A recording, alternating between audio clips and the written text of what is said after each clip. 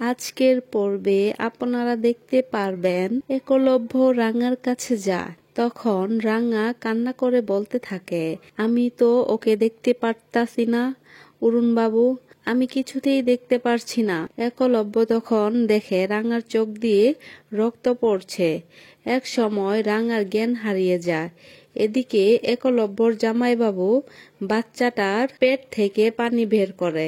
তখন বাচ্চাটা সুস্থ হয়ে ওঠে। একলব্য ড্রাইভারকে গাড়ি বের করতে বলে রাঙাকে হাসপাতালে নেওয়ার জন্য। রাঙাকে হাসপাতালে নিয়ে অপারেশন চলছে। এদিকে বাইরে দাঁড়িয়ে খুব অস্থির হচ্ছে একলব্য।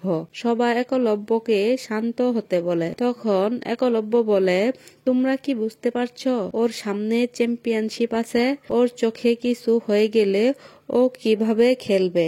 গ্রাম থেকে যে স্বপ্নটা নিয়ে এসেছিল তা তো আর পূরণ হবে না। সাফল্যের দরজায় এসে মেয়েটা এভাবে হেরে যাবে। আমি তোমার কিছু হতে দেব না রাঙা, আমি আছি তোমার পাশে। এসব বলতে থাকে আপন মনে একলব্য। আর এসব দেখে আয়েরি খুব কষ্ট পায়। এরপরে দেখা যায় ডাক্তার এসে জানায় যে রাঙার চোখ যে ক্ষতটা হয়েছে তা খুবই সিরিয়াস। একলব্য বলে, কি বলছেন ডাক্তার, ওর চোখে তো সামান্য ডাল নাকি গাছের শেকড় লেগেছে, তাতে কি সিরিয়াস হবার কিছু আছে?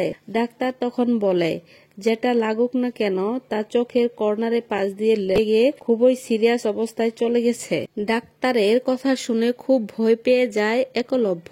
তারপরে রাঙাকে দেখতে যায় একলব্য। ডাক্তার একলব্যকে বলে, আপনারা তো উনার বাড়ির লোক, উনাকে চোখে চোখে রাখবেন। এদিকে দেখা যায় বাচ্চাটা বাড়িতে ফিরে বুদনকে বলে যে রাঙা চোখে দেখতে পারছে না। রাঙাকে হাসপাতালে ভর্তি করা হয়েছে। ডাক্তার সেখান থেকে চলে যাওয়ার পর একলব্য রাঙার হাত ধরে বলছে, তুমি কোনো চিন্তা করো না, তুমি ভালো হয়ে যাবে। এসব কথা যখন বলছে তখন রুমে ঢুকে আয়েরি। দুজনকে একসাথে কথা বলতে দেখে সে খুব কষ্ট পায় আয়েরি। তো বন্ধুরা, এই ছিল আজকের আপডেট। পরবর্তী আরো নতুন নতুন আপডেট পেতে আমাদের চ্যানেলটি সাবস্ক্রাইব করে আমাদের পাশেই থাকুন।